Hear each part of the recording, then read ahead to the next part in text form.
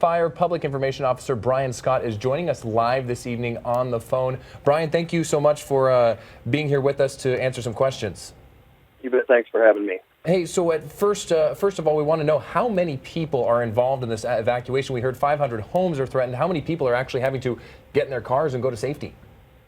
Yeah, that's a real good question. I don't have an answer. Sorry about that.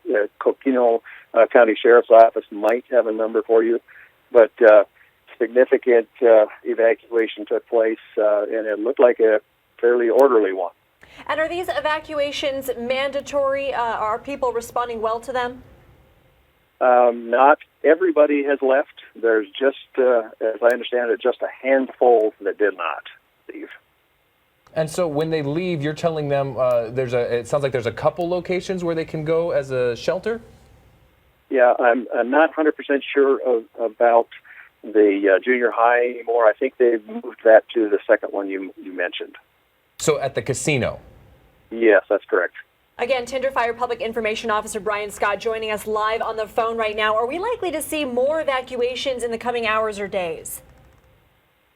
It's possible, but the largest percentage of the populations that are within the perimeter or close proximity of the fire have already been evacuated.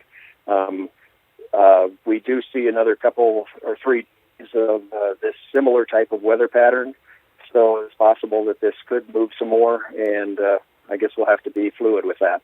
And part of what you're watching, of course, is where the fire is going and what roads have to be closed off. We've understood that part of 87 have been closed down. Are there any other areas that people need to avoid or know that if they're traveling there, they won't be able to get through? Yeah, no, 87 is the main thoroughfare through the area. It goes right through the area that's been evacuated.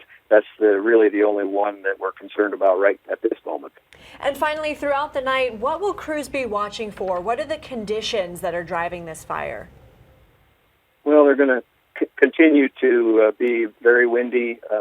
It's still windy right now. We thought it was going to calm down some, but it's still quite windy. And again, we're planning for this wind again in the next couple of days. So what they're looking for tonight is to prevent the fire spread to any more structures than already have been affected.